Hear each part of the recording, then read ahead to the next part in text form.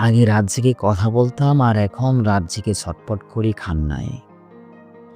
আমার সবচেয়ে বড় ব্যর্থতা হলো আমি কখনোই আমার মনের গভীরের কথা, অনুভূতি, কষ্ট কাউকে ঠিকভাবে বোঝাতে পারি না। মনে হয় কথাগুলো বুকের ভিতর আটকে থাকে। কেউ বুঝতে চায় না কিংবা বোঝাতে পারি না। হয়তো অনেক কথা বলার থাকে, কিন্তু বাসা হারিয়ে ফেলি। মুখে হাসি রেখেও ভিতরে কতটা না হয় যুদ্ধ করি। যেটা কাউকে বোঝাতে পারি না, সবচেয়ে কঠিন কাজ মনে হয় আমার কাছে।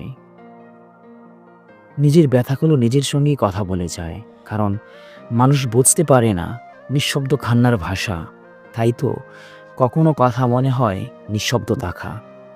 চুপচাপ থাকাই সবচেয়ে নিরাপদ। কারণ তখন কাউকে বোঝানোর যুদ্ধটা করতে হয় না। তুমি বিশ্বাসের কথা বলো।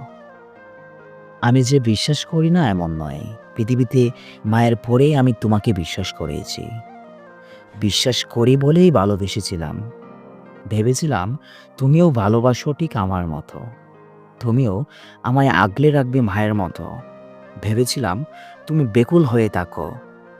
কথা না হলে তোমারও দম বন্ধ হয়ে আসে। ভেবেছিলাম আমায় না দেখলে কোনো কিছুই ভালো লাগে না তোমার। অথচ দেখো, এই বিশ্বাস তুমিই নষ্ট করলে। দিনের পর দিন যোগাযোগবিহীনতা, কথা না বলা, দুঃখের দিনে পাশে না থাকি, তুমি সব নষ্ট করলে। তাতে তোমার বিন্দুমাত্র অনুশোচনা না হলেও আমার কিন্তু পৃথিবীতে দ্বিতীয় কাউকে বিশ্বাস করার ইচ্ছেটাই আর রইল না। এমনকি আমার নিজেকেও না।